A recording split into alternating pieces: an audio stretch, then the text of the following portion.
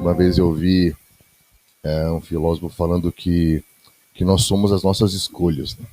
Que as nossas escolhas nos definem. Na verdade, quando você vai olhar ministros de Deus nas Escrituras, você vai perceber que o que fez esses homens se tornarem ministros de Deus foi justamente terem feito uma escolha. A escolha de não ter mais uma história. Isso é muito chocante. Na era do coach, na era do protagonismo pessoal, na era do acredite em você mesmo, você falar que ministros de Deus são ministros que escolheram morrer para si mesmos, para que na sua morte a vida do Senhor opere nos outros. Paulo, quando ele fala de completar o sofrimento de Jesus pela igreja. Isso é lindo, porque Paulo tinha uma história. Paulo tinha planos, né? Paulo tinha ideais, até o momento em que ele tem um encontro com Jesus e o Senhor salva ele da sua história. E o que eu acho sensacional, que o Evangelho, quando ele entra na nossa vida, ele não entra para melhorar a nossa história.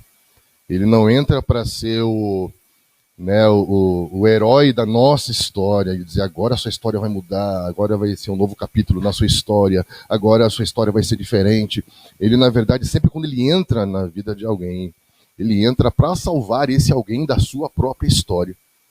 Porque a história do homem é uma história de fracasso, não é? A impressão que eu tenho é que do capítulo 3, quando você vê a queda do homem, até o capítulo 11, é como se Deus estivesse dando corda para mostrar ao próprio homem que o homem não tem como escrever uma história que dê certo. Né? Caim vai e fala, vou escrever minha história. E aí nasce a civilização de Noé. E Deus fala assim, isso não deu certo. E Deus visita a terra, renovando a terra, não destruindo. E aí nasce a geração a partir de Noé. E aí eles vão de novo, vou escrever a minha história. Vou fazer o meu nome. E aí vem o Senhor de novo, intervém, traz confusão, chama Abraão e fala assim, Abraão, eu preciso de alguém que desista de ter uma história para que eu possa contar a minha história para todas as nações. Você pode? E aí então ele abre mão de ter uma história. Ele deixou a sua terra, deixou sua descendência, deixou o nome do pai, né? Deixou o pai, porque o pai é aquele que vai perpetuar a história. Eu não vou mais perpetuar a história de Terá, para que agora eu possa estabelecer uma nova matriz a partir do qual Deus vai mostrar para todas as nações sobre a sua história. Então, a história que Jesus contou para a mulher samaritana foi a partir de quem? De Abraão. E é interessante que a impressão que dá é que nós temos a mesma reação ao Evangelho que a mulher teve. Que legal, eu digo sim, eu aceito. Por quê? Porque eu não vou mais precisar vir buscar água. Ou seja, vai melhorar a minha história. E ele vira para ela e fala, então tá, agora eu vou fazer você ver a sua história. Cadê teu marido? Ela fala, não tem, é verdade, já teve 5. E o que você tem, você não sabe se é seu. Ou seja, a história dela é muito triste, cara. A história dela é uma história de fracasso. Fracasso profissional, fracasso no seu projeto de vida, solitária, sem ninguém. E a história de uma mulher é a história de um povo. Porque assim como ela, os samaritanos foram conquistados pela Síria no ano 700 antes de Cristo e enviaram para lá 5 líderes governantes de outras nações porque eles não conquistavam, eles recolonizavam, eles geraram sincretismo religioso dentro de Samaria. Então, assim como ela teve 5 maridos, eles teve também 5 outras nações misturadas com eles que trouxeram 12 deuses para dentro da cultura samaritana. Por isso que o judeu não se dava bem com o samaritano, por causa do sincretismo religioso. Porque o samaritano ele adorava o Deus de Israel, mas muitos outros por causa dessa mistura que se deu por meio da história. Então, a história de uma mulher de fracasso é a história de um povo. Você vai conversar com um brasileiro, a história triste de um brasileiro, lembre, é a história de um povo. E quando o Evangelho toca a nossa vida, ele não toca para melhorar a nossa história, para entrar na minha casa, entrar na minha vida e entrar na minha história, né? Ele entra para nos salvar da nossa história. Ele começa contando a história de Abraão, entra na história dela, por isso que ela é chamada de profeta, né? Porque ele vê a história dela, chama ela para fora da história dela. E o texto termina com ela contando a história de Deus para uma cidade. Olha que lindo. Porque agora ela já não estava mais vivendo a sua história. Não estava mais indo buscar água para ela, aquela vida triste. A vida dela era muito empolgante agora, porque ela não só estava dentro da história de Deus, como estava contando a história de Deus para todo mundo. Esse é o Evangelho, a história de Deus, né? Sensacional isso, né? Eu queria falar sobre quando Deus faz um homem sonhar. E por que eu contei essa história, né, sobre a história de Deus? Porque quando Deus faz um homem sonhar é diferente de quando um homem sonha sozinho. Porque quando o homem sonha sozinho, ele sonha o sonho dele, que tem a ver com ele. Mas quando Deus faz um homem sonhar, é como se Deus estivesse pegando um fragmento da eternidade e colocado dentro dele. E quando Deus faz um homem sonhar, esse homem nunca mais é o mesmo. Porque por um momento ele conseguiu ver o seu futuro. Lindo isso, né? E eu quero falar sobre José. Porque quando Deus faz José sonhar, o sonho não é de José. E a prova disso é Gênesis 37, versículo 2. Tem título aí no seu capítulo? Os sonhos de José. Mas o que diz no versículo 2? O título é Os sonhos de José.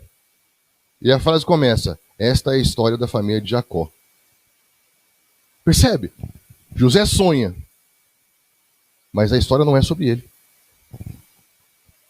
Olha que lindo.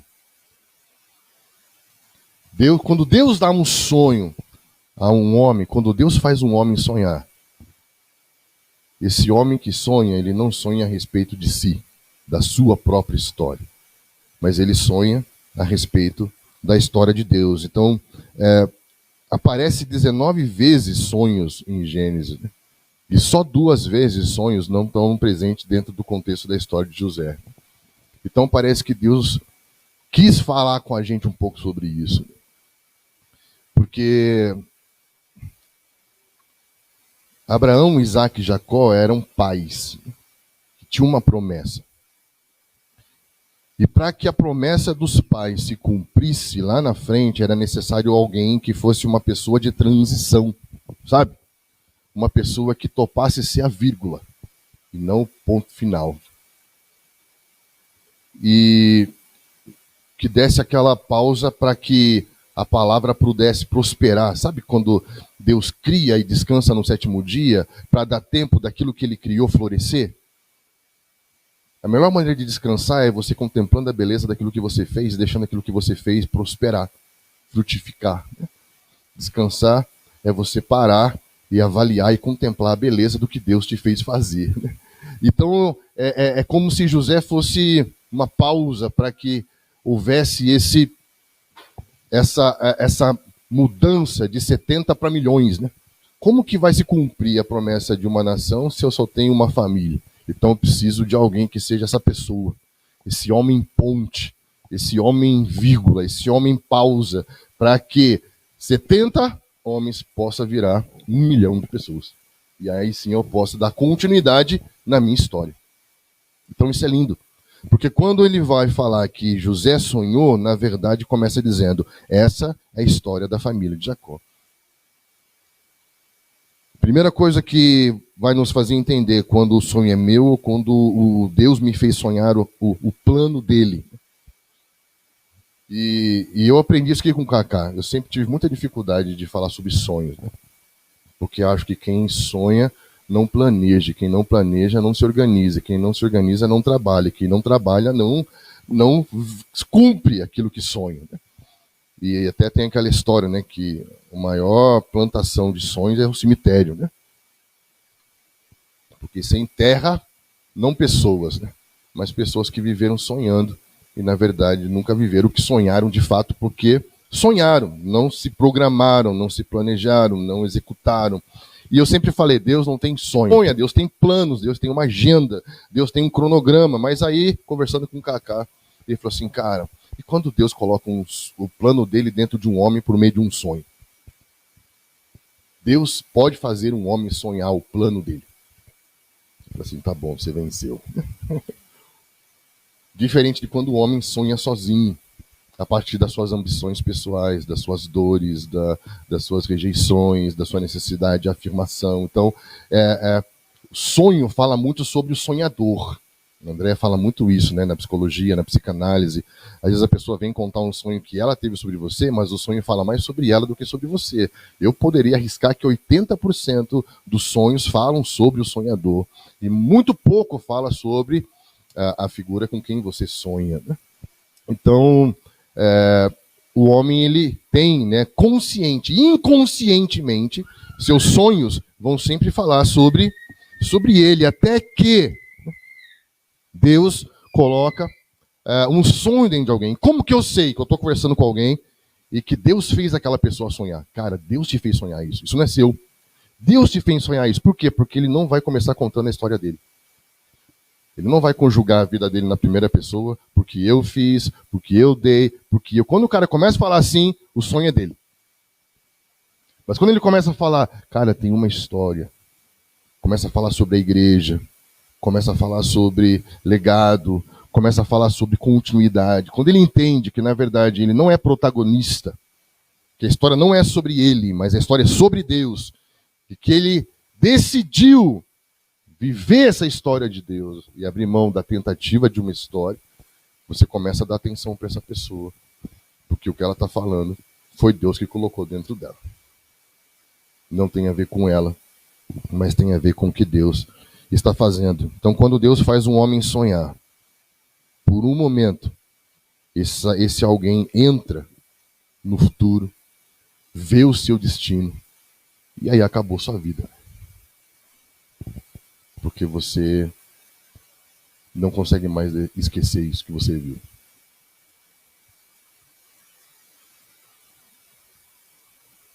Quando olhamos para as Escrituras, você vai ver que desde Abraão, em alguns momentos, esses homens, quando entram nesse lugar, eles não mais vão conseguir viver o seu presente da mesma maneira, porque eles viram algo com relação ao futuro, e isso deixa eles inquietos no seu tempo presente. Alguém que carrega um sonho que Deus colocou dentro deles, que na verdade é um destino, ele não consegue se acomodar no seu momento presente, porque ele viu o futuro. Então tudo que ele vai fazer no seu momento presente é pensando nesse lugar que Deus mostrou para ele. Estão entendendo? Então o que fez Abraão andar toda a sua vida, de tenda em tenda, lugar em lugar, nunca construir nada para ele mesmo, porque ele estava... Hebreus vai explicar, ele viu. Ele não quis construir nada para ele, porque ele viu a cidade que Deus construiu a partir do jardim. Quem quer construir cidade é Caim. Deus não falou cultive uma relação, cultive um jardim, porque a cidade quem constrói sou eu. Deus nunca falou para a gente construir uma cidade. Ele falou de uma cidade que está edificada sobre um monte. Quem entende hermeneuticamente que Ezequiel 38 fala sobre o jardim do Éden, vai ver que o Éden era sobre um monte. E o que era um jardim, a partir dessa relação com Deus, você vê Deus transformando isso numa cidade que está sendo construída enquanto ele constrói os moradores dela. Uai, que lindo, né? Jacó, quando falou, eu vou construir algo para você, falou assim, tadinho, mas não sabe ele que é eu que estou construindo ele primeiro. Me pergunto, o que foi que Jacó construiu para Deus? Nada. Por quê? Porque o destino dele era se deixar ser construído. Eu acho isso sensacional. Então, primeiro ponto. Bom dia. O primeiro ponto é esse.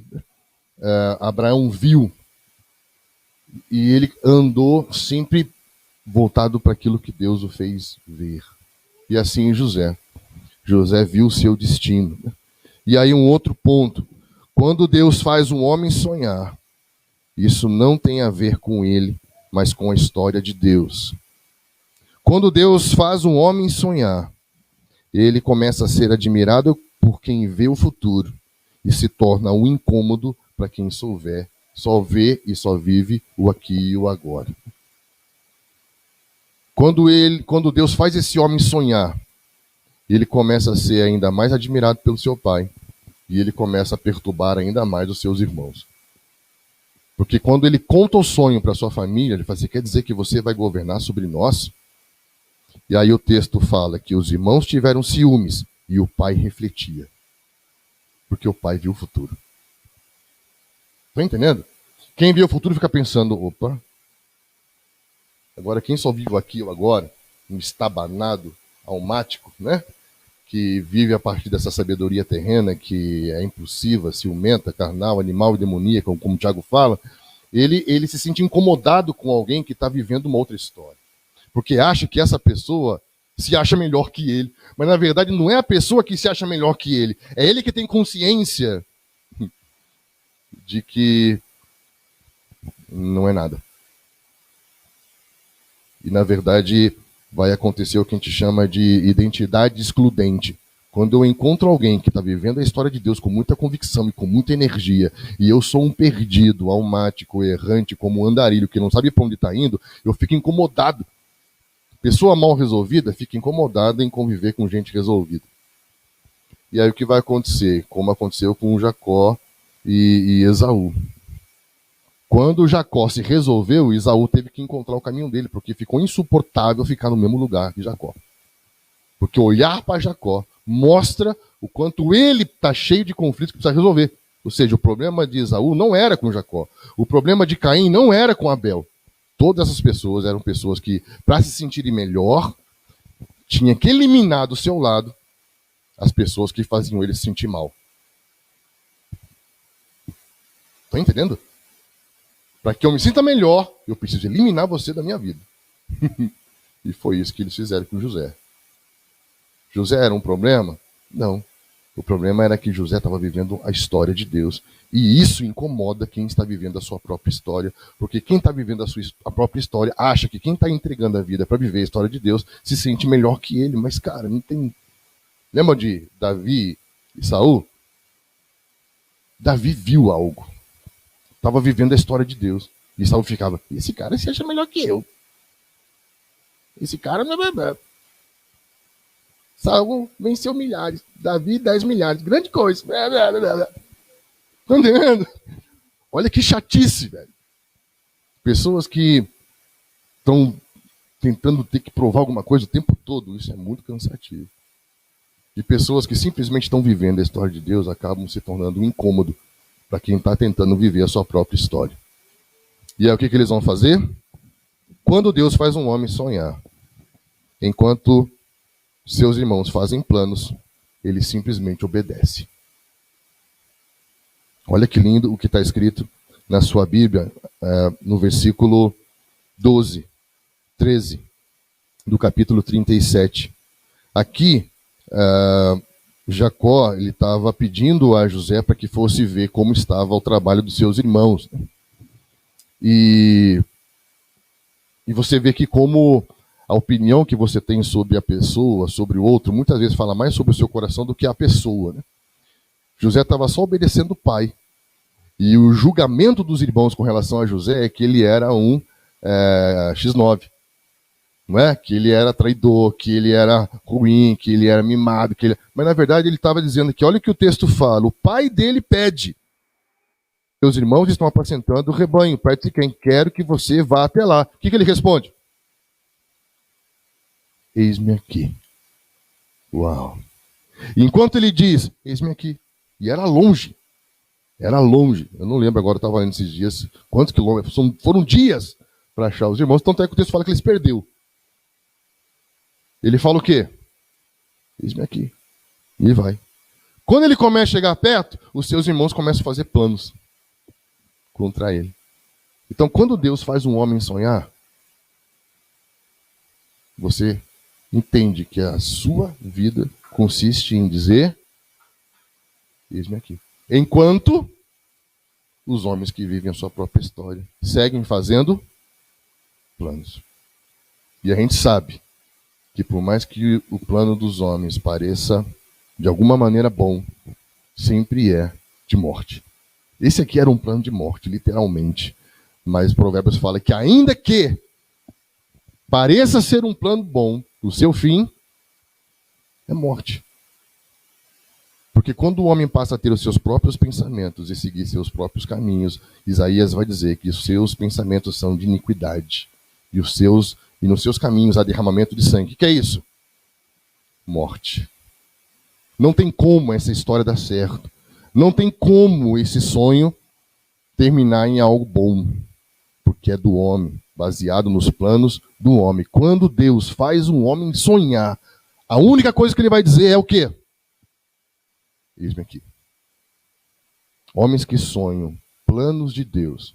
Homens que sua vida foi estragada por Deus ter feito ele sonhar algo.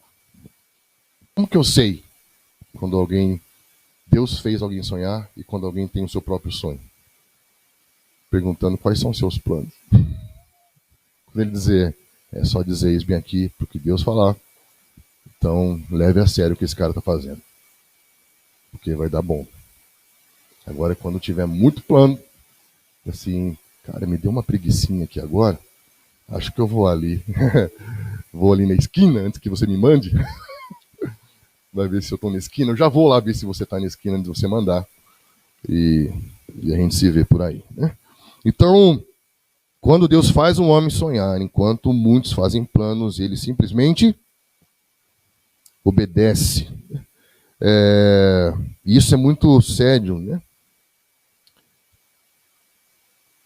Quando Deus faz um homem sonhar, a traição dos seus irmãos o coloca mais próximo do seu destino. Uau, cara, isso é sensacional.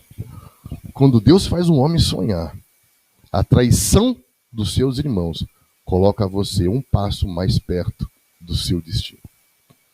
Porque enquanto os seus irmãos inventavam histórias para justificar ter se livrado de José, José estava indo mais perto para o seu lugar de destino, para o lugar que Deus fez ele sonhar, que ele contou para os irmãos e os irmãos não acreditaram. Estão entendendo? Parece que quando os irmãos tentam se livrar dele, tentam trair ele, inventam uma história bonita para justificar ter tirado José da vida dele. Enquanto ele está se perdendo nas suas mentiras e perturbado com essa condição caluniadora, José está na carrocinha, bendito como escravo, cada momento mais perto do lugar que Deus fez ele sonhar. Uau, cara, isso é sensacional. Isso é sensacional. Você não vai encontrar em nenhum momento José gritando, José esperneando, José dizendo, me traíram. Isso entende? Opa, Deus colocou um sonho dentro de mim. Se eu estou sendo expelido desse lugar, é porque Deus está querendo que eu chegue em outro. Estão entendendo? Que lindo isso, cara. E isso, quando você vai continuar lendo a história, né, você vai perceber que José parece ter muita clareza de quem ele é, da história que ele está ali vivendo, né? E em nenhum momento ele vai viver essa síndrome da identidade excludente. Eu tenho que excluir o outro para me sentir melhor comigo mesmo. Quando você precisa eliminar alguém para se sentir melhor com você mesmo, o problema não está com quem você excluiu da sua vida, mas com você mesmo e com quem você tem que lidar todo dia olhando no espelho. Aí aqui no capítulo 38, parece que a câmera muda para ajudar e depois volta de novo para José. Não sei por quê. Eu acho que porque isso é uma sinalização messiânica. Eu não vou fazer essa abordagem, mas se você pegar a história de Jesus e a história de José, é igual. Quando ele muda a câmera para ajudar, Jesus é de que linhagem? Davi é de que tribo? Sacou? Muda para ajudar. Ó, isso aqui vai ter a ver com alguma coisa lá, ó. Pra frente, volta aqui então. Vou contar a história, entendeu? Sim. Pode ser, não sei. Mas, outra coisa importante com relação a isso, quando Deus faz um homem sonhar, ainda que ele pareça estar sozinho, o Senhor está sempre com ele. Que lindo, cara. Olha o que diz aqui no capítulo 39. José havia sido levado para o Egito, onde estava o egípcio Potifar, oficial do faraó da capitão da guarda, e comprou dos ismaelitas que tinham levado para lá. Porém, o que diz no versículo 2? O Senhor estava com ele. Uau! Quando Deus coloca um plano dentro do coração de um homem, quando Deus faz um homem sonhar, ele vê o futuro, sua vida estraga, ele se torna imprestável para qualquer outra coisa que não seja viver isso que Deus mostrou para ele. E isso vai fazer com que ele consiga apenas dizer, eis-me aqui. Isso vai fazer com que ele se torne um problema, um incômodo para quem está vivendo a sua própria história. E aí, conforme as pessoas vão tentando se livrar dele, ele vai ficando cada vez mais próximo do seu destino. E quando parece que ele olha em volta e está sozinho, ele se lembra que o Senhor está comigo. O Senhor estava com José. O Senhor estava com José. E isso me faz pensar no próximo ponto. Quando Deus faz um homem sonhar, ele tem consciência que não serve a homens, mas a Deus. Então, se o Senhor está comigo e eu estou vivendo a história de Deus, tudo que eu vou fazer a partir de agora não é para homens, mas é para o Deus para quem eu estou vivendo essa história. Estão entendendo como é lógico? E aí, quando ele vai para a casa de Potifar e começar a servir, o texto vai falar o quê? Que ele prosperou em tudo, que o Senhor o abençoou em tudo. Porque ele entendeu que quando ele estava servindo naquela casa, ele estava servindo quem? Deus. Ele está vivendo a história de quem? Deus. Então, quando ele vai para a universidade, quando ele vai para o trabalho, quando ele vai para qualquer lugar, tudo que ele está fazendo para quem? E aí, se eu faço reconhecendo que o que eu estou fazendo é de Deus, eu vou fazer de qualquer jeito? Eu vou fazer com excelência. E ele começa a prosperar. Como escravo, prosperar. Sendo abençoado, vendido como escravo. Por quê? Porque ele entendia que o que ele estava vivendo não era a sua história. Não era a sua história. Quando Deus faz o homem sonhar, ao invés de murmurar, ele reconhece a bênção de Deus em tudo. Ele reconhece que há um favor de Deus em tudo. E você não vê José murmurando. Então, gente que murmura é gente que está falando contra Deus. Ou seja, Deus quer ferrar minha história. Deus me odeia. Tem gente que fala, Deus me erra. Parece que você só me acerta o tempo todo. O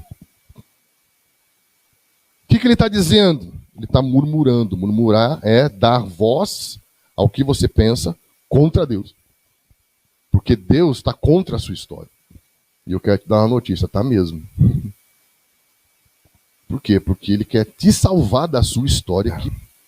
Quando Deus faz um homem sonhar, ele não murmura, ele reconhece a bênção de Deus, ele prospera em tudo, mesmo que num lugar improvável. Mesmo que o que para muita gente parecia ser o fim do poço, lugar de crise, de desespero, está preso, vendido, traído, abandonado, sem grana, sem ninguém, ele está servindo. É muito louco isso, cara. É muito louco isso. É muito messiânico isso, né?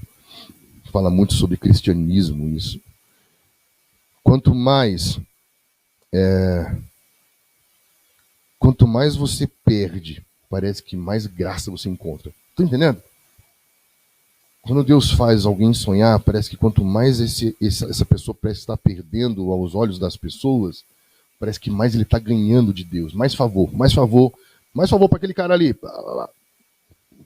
E ele, todo mundo olha para ele, parece que vê graça nele, favor nele. E eu queria que você pensasse nisso. Quando ele está ali, na casa de Potifar, né? muita gente vê que a história ali fala da questão do assédio sexual, né? Mas, na verdade, o que é mais forte aqui é entender. Ele vai dizer, como faria isso? Como poderia pecar contra Deus? Porque ele entende que não está fazendo, não está ali trabalhando para Potifar. Porque quando Deus faz um homem sonhar, ele entende que o que ele está vivendo não é a história dele, é a história de Deus. Então, como que eu vou me meter na história de Deus aqui fazer um negócio desse? E o que é lindo, que, pensando aqui como um bom brasileiro, isso poderia ser um atalho para aquilo que ele está visualizando. E poderia ver nisso uma oportunidade de visibilidade, uma oportunidade de poder pegar um atalho para chegar lá na frente, né? E você pode fazer isso não só nessa esfera sexual, mas econômica. Sonegação de imposto é o quê? É um atalho para chegar lá na frente. Relações utilitárias, eu vou procurar isso aqui, porque aí eu vou ganhar isso, visibilidade nisso, que vai me conectar com esse, que vai me deixar perto daquele. O que é isso? Isso é adultério. Adultério não tem a ver apenas com você quebrar um princípio de dignidade e lealdade nas relações conjugais, mas nas relações humanas. Então, Romanos 1 fala que o homem adulterou a ordem natural das relações. E a ordem natural das relações é a relação servidora, não a utilitária. Então ele fala, eu tenho um compromisso com a história, eu vou continuar servindo. E aí nós caímos no próximo ponto aqui. Quando Deus faz um homem sonhar, ainda que ele seja julgado injustamente, ele continua confiando em Deus. Então ele mantém o seu compromisso. Eu quero te dar uma notícia. Não é muito encorajadora. O mundo não vai levantar para te aplaudir quando você for fiel a Deus, velho. O mundo não vai ficar te recompensando e você às vezes não vai ter nem resultado por obedecer. E aqui, quando ele não pega atalho, quando ele continua servindo com excelência, sem murmurar, e ainda é julgado injustamente, ou seja, ele foi julgado injustamente por ter feito a coisa certa. Tem gente que é mandado embora porque faz a coisa certa. Conhece alguém que já foi mandado embora porque fez a coisa certa? Tem gente que é caluniado porque faz a coisa certa. Porque se souberem que o que ele fez é a coisa certa, vão descobrir que todo mundo está errado. Então precisamos dizer que quem fez a coisa certa está errado. Porque senão vão saber que quem está errado somos nós. Quando Deus faz um homem sonhar, ele é a mesma pessoa em todos os ambientes e atua sempre da mesma maneira. Por quê? Quando ele foi julgado injustamente, ele continuou confiando no Senhor ao invés de fazer justiça. Estamos juntos? Aí foi preso. Imagine, cara. Ele foi preso por viver a história de Deus. Isso aconteceu em Atos, né? Todos os apóstolos foram presos porque está dizendo, o que eu vou fazer? Eu vou obedecer o Estado ou eu vou pregar o Evangelho? Cara, eu não tenho mais a minha história. Eu tenho que contar a história de Deus. O que é a história de Deus? É o Evangelho. Então eu vivo para contar a história de Deus. Bora contar a história de Deus. Pum, vai preso. Estão entendendo? É normal. Se prepare. Precisamos de advogados cristãos aí, né? Para aliviar nós daqui a alguns anos. Então, o que vai acontecer? Ele vai preso. O que ele começa a fazer na prisão? Servir. Sabe, quando Deus faz um homem sonhar, ele não consegue fugir daquilo que Deus chamou ele para fazer. Ele está um escravo. Aí a notícia é, quando você está vivendo a história de Deus e está dentro de um processo, nada está tão ruim que não possa piorar. E aí, de escravo, ele se torna prisioneiro. Descendo ladeira abaixo, dentro da escala de valores da sociedade.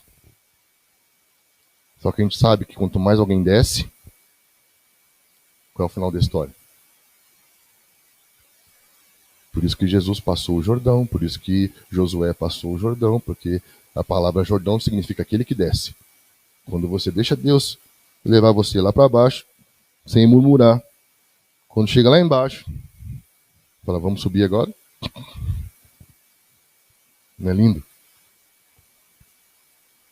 E aí ele começou a servir. começou a servir com excelência, com a mesma sabedoria, com a mesma excelência, como que é o Senhor, serviu os prisioneiros e começou a liderar. Percebe? Parece que não tem como ele fugir dele mesmo. Porque quando você escolhe viver aquilo que Deus colocou dentro de você, você não consegue fugir disso. Quero ver se como escravo você vai ficar cantando, vai ficar pregando.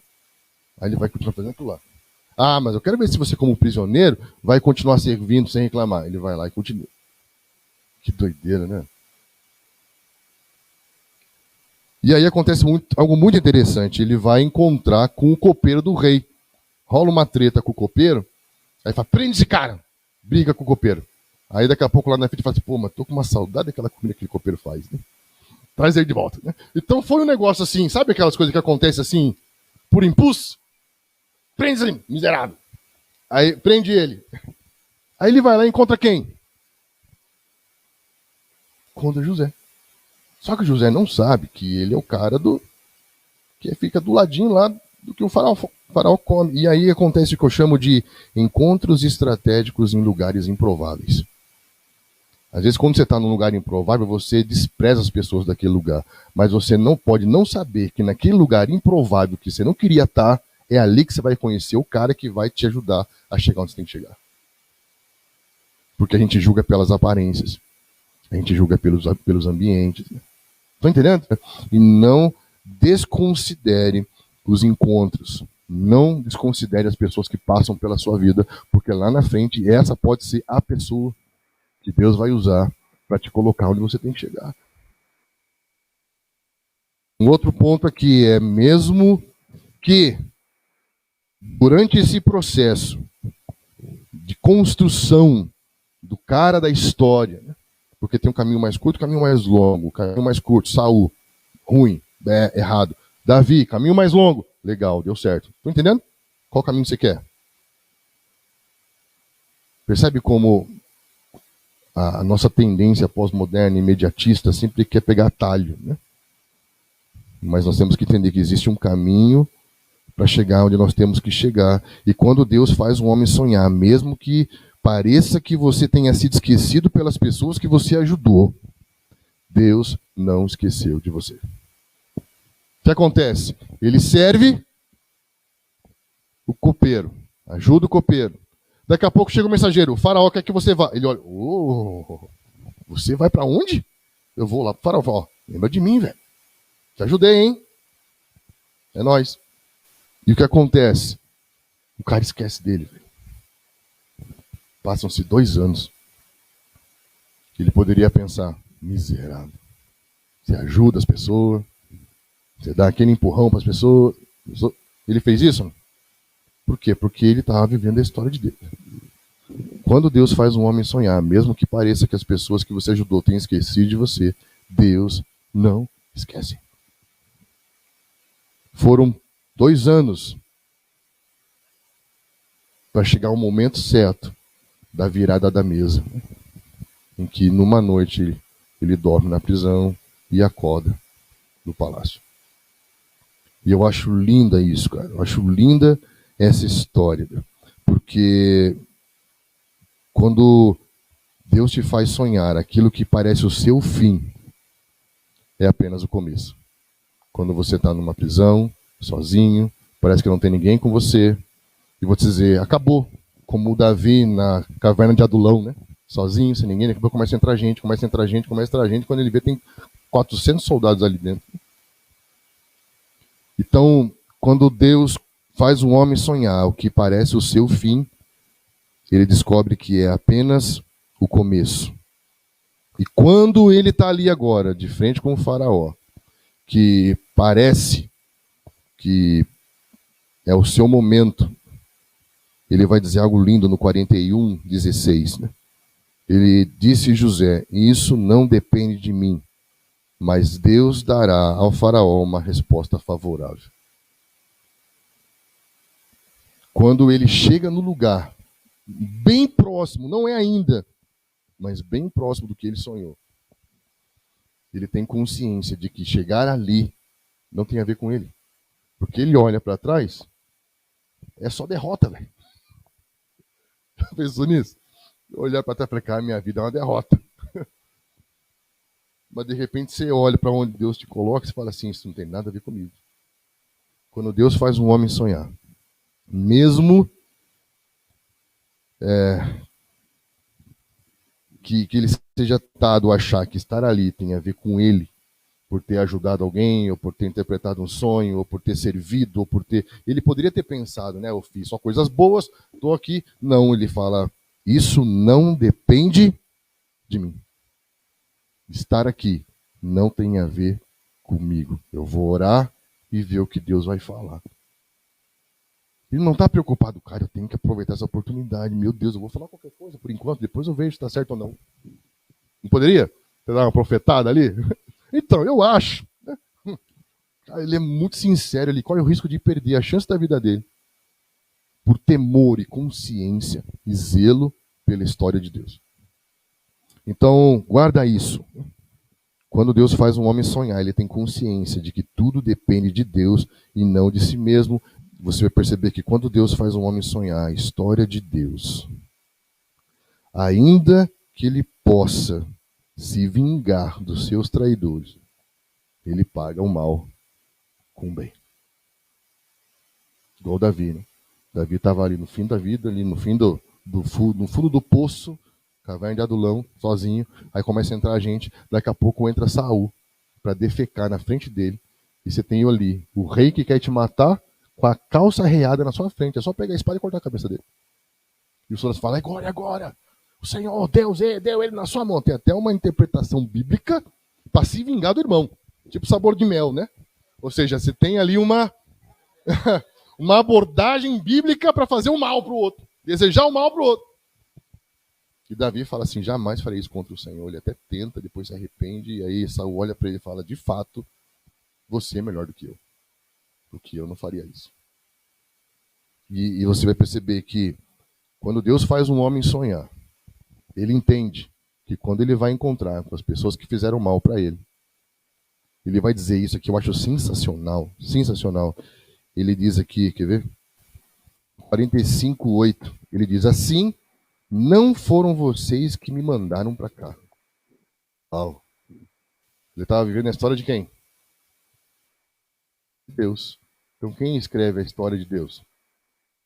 Se ele foi para lá, quem é que mandou ele para lá? Deus. Então ele consegue olhar para aquelas pessoas que traem e dizer, cara, valeu. Toda a sua maldade foi uma instrumentalidade para Deus fazer o bem para mim.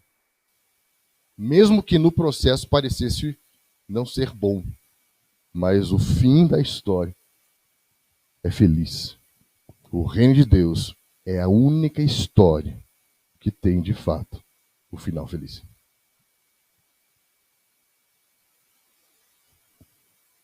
E ele entende isso. E isso faz com que ele tenha estrutura psíquica, emocional. Ele é muito verdadeiro. O texto fala aqui que quando ele encontra todo mundo de novo, ele chorou tão alto que todo o palácio ouviu. E eu quero encerrar dizendo que quando ele tem seus filhos, os seus filhos se chamam o Senhor me fez esquecer e o Senhor me fez prosperar. E de alguma maneira é algo muito interessante ali, porque Egito respeitou tanto ele que quis dar a ele uma identidade egípcia. Está entendendo? Você é tão importante para o mundo, a sua sabedoria, o que você fez, o que você fala, foi tão importante para mudar a história que nós queremos que você seja um de nós. E dão um nome para ele, né? Zafenat Peneia, uma coisa assim. Mas, quando parece que ele está assumindo essa identidade egípcia, quando ele tem os filhos, ele dá aos filhos nomes hebreus. Para dizer, ainda que o mundo ache que eu sou do mundo, o que eu estou vivendo no mundo é a história de Deus. Ainda que Deus te leve para ser um doutor na justiça, ou um pensador na educação, ou um cara que vai ser pioneiro no empreendedorismo, ainda que o mundo olhe para você e ache que você é o melhor que eles têm no mundo, você dentro de você sabe, o que eu estou vivendo na verdade é a história de Deus. E quando você tem os seus filhos, você deixa isso claro, o que eu estou vivendo é a história de Deus. O meu passado não me define, porque o nome que ele dá para os seus filhos fala, eu esqueci e prosperei. Estão entendendo? Ele não é definido pelo passado, também ele não é definido pela sua influência, que vai tentar fazer ele pensar que ele é o melhor que está tendo no mundo. Então ele não se deixa cair nessa questão de estar em evidência, na bajulação, da reputação. Ele sabe, eu estou aqui porque eu estou aqui para cumprir e para viver a história de Deus. Quando Deus faz um homem sonhar, ele reconhece que ao final de cada etapa, tudo que parecia mal, Deus vai tornar em bem. Olha como que termina o livro, no capítulo 50, no versículo 19. José, porém, lhes disse: não tenham medo. Estaria eu no lugar de Deus? Vocês planejaram mal contra mim, mas Deus o tornou em bem, para que hoje fosse preservada a vida de muitos. Por isso, não tenham medo. Eu sustentarei vocês e seus filhos. E assim tranquilizou e falou amavelmente. Por mais que homens tenham planejado mal, Deus é o Senhor da história. Deus te faz viver uma história. E quando Ele te faz viver uma história, tudo que parecia mal, Deus vai tornar em bem. E não bem para você, um bem para os outros. Todo o bem que Deus estava fazendo a José não tinha como um fim José, porque a história não era de José. A história de quem? E Deus estava colocando José na história para que ele fosse o meio pelo qual Deus pudesse abençoar os outros. Os planos de Deus. E por fim, encerrando, quando Deus faz um homem sonhar, a sua morte não significa o final da história. Uau! E os tirará dessa terra, levando-os para a terra que prometeu com juramento a Abraão, Isaque e Jacó. Ele diz, eu estou morrendo, mas a história continua. Yeah. E a minha vida, os meus ossos, serve para lembrar vocês que a história continua. Eu morro, mas a história continua. E se tem algum significado a minha vida, é para dizer que Deus está escrevendo uma história. Eu queria, num tempo de tanta desesperança, de tanto desânimo, de tanta deslealdade, de tanto egoísmo, de tanta indiferença, que a gente pudesse dignificar a nossa existência, renunciando a ter uma história, para viver a história de Deus. Que viver venha valer a pena, tenha significado, tenha valor, não por ser você ou a sua história, mas por dizer a uma geração que Deus está escrevendo uma história que já tem o seu fim bem claro e bem definido. E é a única história que tem o seu final feliz. Seria muita estupidez querer escrever uma história melhor do que a história de Deus. Amém, queridos?